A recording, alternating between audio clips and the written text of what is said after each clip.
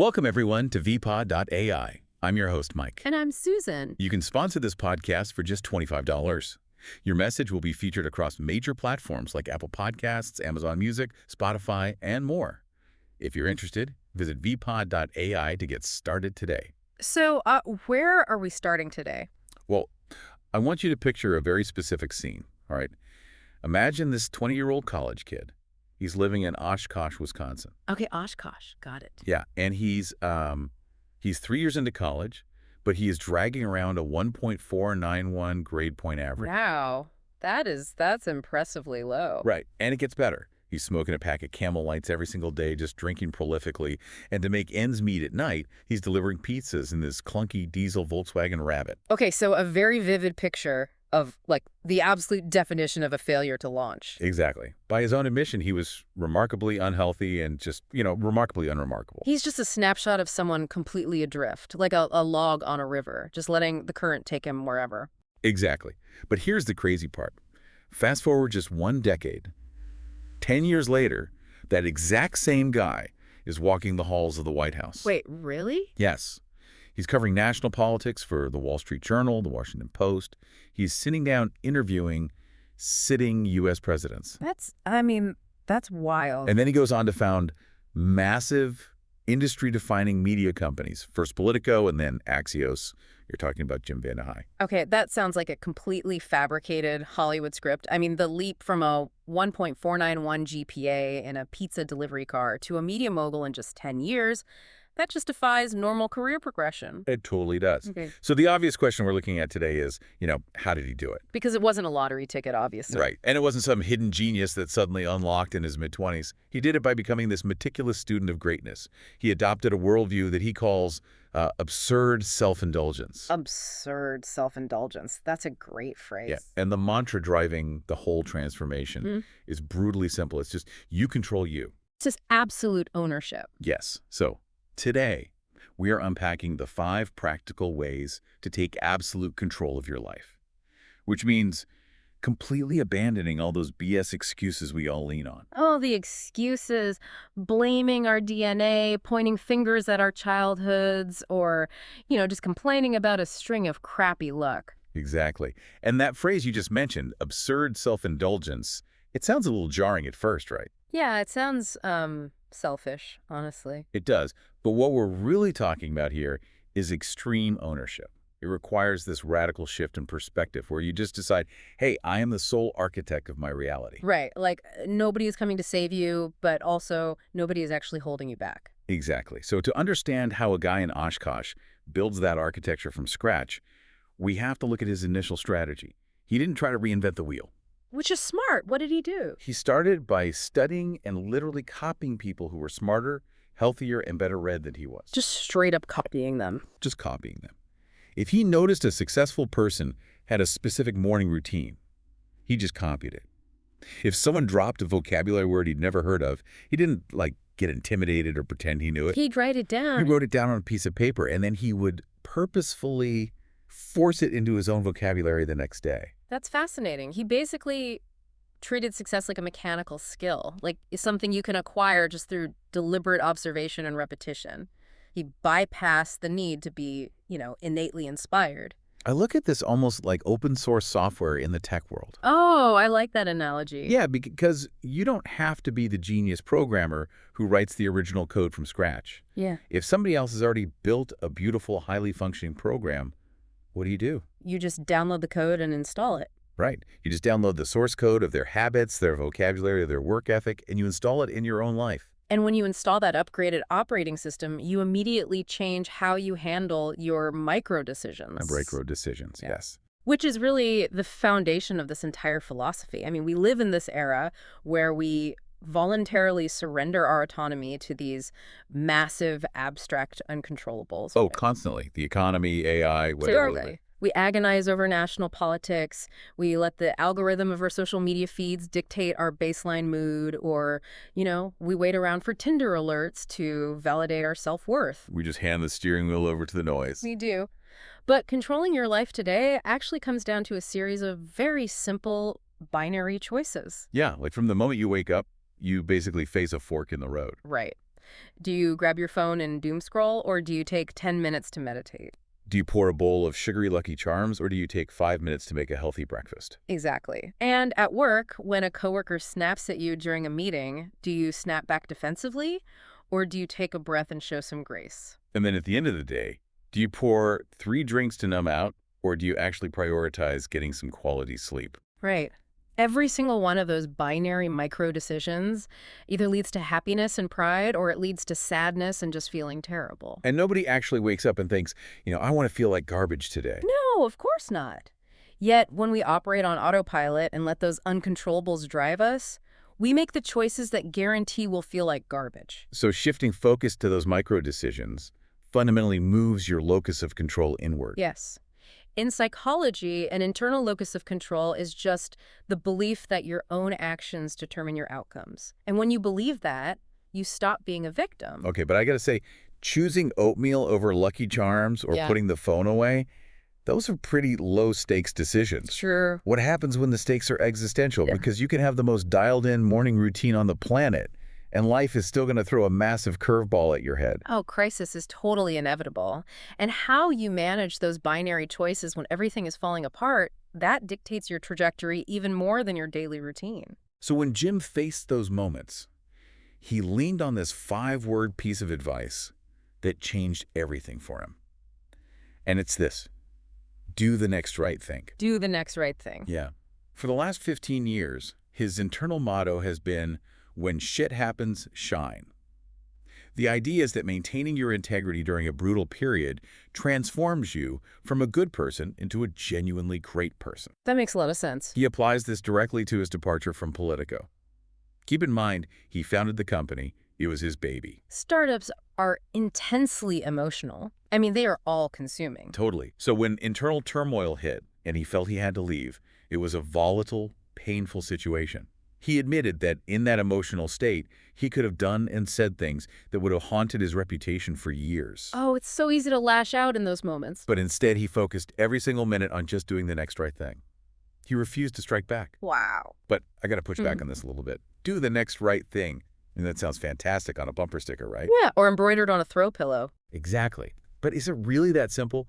Imagine your life's work is in turmoil. You feel forced out. Your emotions are screaming at you to retaliate, to burn the bridge down. How do you coldly execute the next right thing when you are just vibrating with anger? It is incredibly difficult to do. And to understand why, we have to look at the actual biology of a crisis. Okay, break that down for me. Explain it like I'm 5. What is happening in the brain? All right. Think of your brain's prefrontal cortex as this calm, logical building manager looking at a blueprint. Okay, building manager. Right. That's the part of you making rational long-term plans. Now, the amygdala is the building's emergency sprinkler system. Oh, boy. Yeah. When a massive threat appears, like losing your company or going through a brutal divorce, the amygdala detects a fire and just floods the entire building. So the prefrontal cortex gets completely drowned out. Exactly. You enter a pure fight, flight, or freeze state. The sheer volume of the crisis, the legal stuff, financial fears, public embarrassment, it is simply too much cognitive load for a human brain to process logically all at once. It just feels like the sky is falling and you have to fight your way out. Yes. So do the next right thing isn't just some quaint moral philosophy. It's a vital psychological survival mechanism. Because you aren't trying to solve the entire crisis. Right. You are just trying to turn off the fire alarm so the building manager can think again.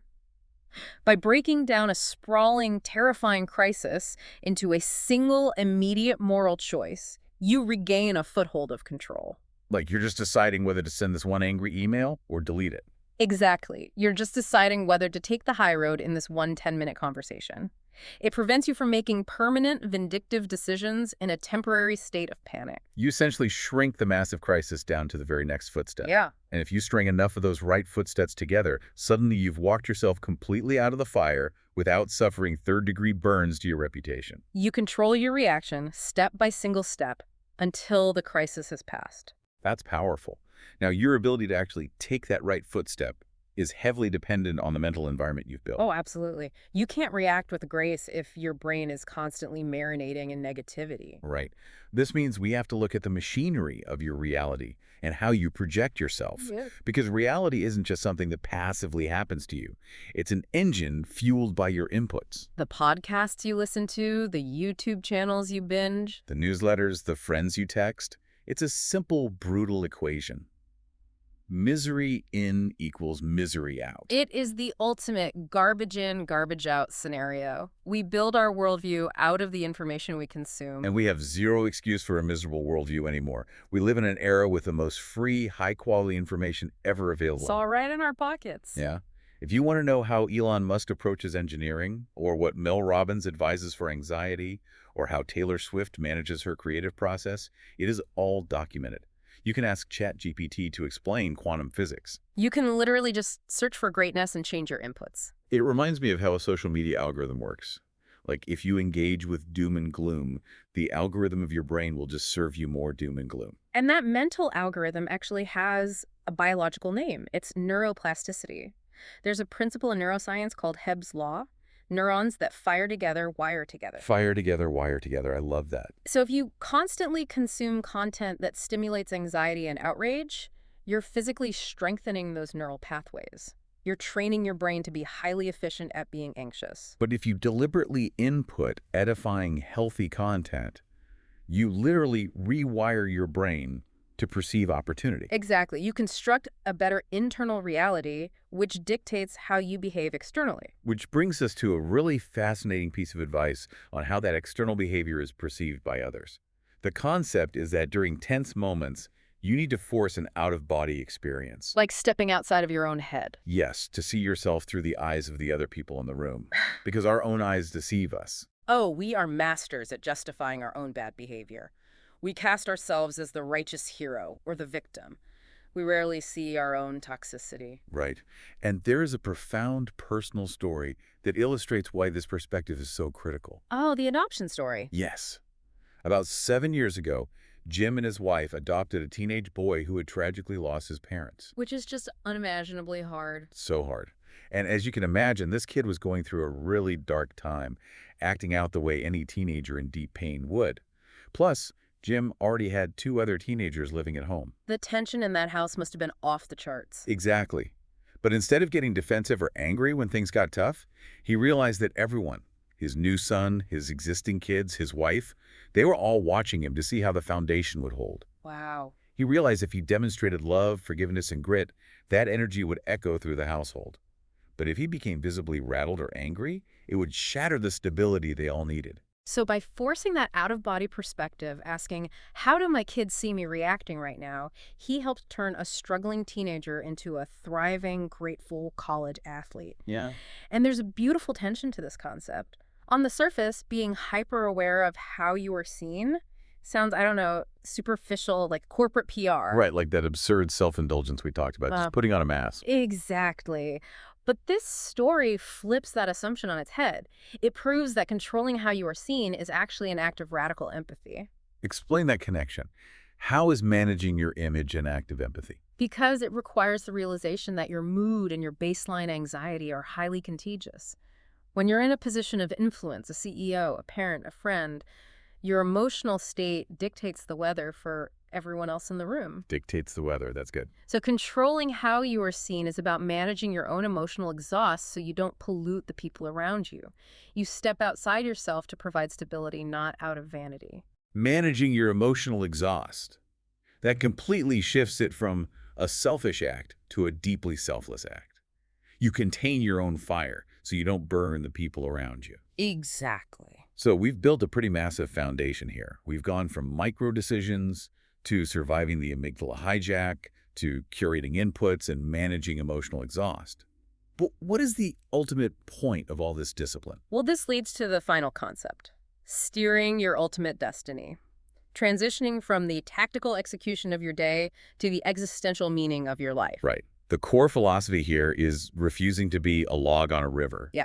We all know people who live like this. They just bob along, letting societal expectations or their boss's demands dictate where they end up. They mistake floating for swimming. Yes, but you can choose to swim upstream. You get to control your destination. And to figure out what that destination is, there's a specific, somewhat morbid exercise you need to do. The deathbed writing assignment. The deathbed writing assignment. It's a classic thought experiment, but the power lies in actually putting a pen to paper and making it concrete. Here is how it works. I want you, the listener, to pause and imagine you are lying on your deathbed. You are looking back at the absolute totality of your life. Okay. Write down the 3 specific things it would take for you to be able to say, I did it my way and I did it the right way. Not what your parents wanted or what looks good on LinkedIn. What are your 3 things? And then once you have those identified, you write down the 3 things you need to do between now and then to guarantee you achieve them. Those actions become your North Star. just doing that exercise puts you ahead of 95% of the people on Earth in terms of taking true ownership of your trajectory. But I have to challenge the premise here a bit. This entire discussion has been anchored by the mantra, you control you. Focus on your micro-decisions, your inputs, your reactions. Right. It feels hyper-individualistic.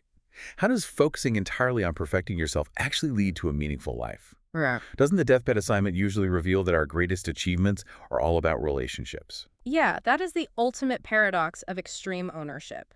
It seems hyper-individualistic, but when executed correctly, true self-mastery is always in service of something larger than yourself. Okay, how so?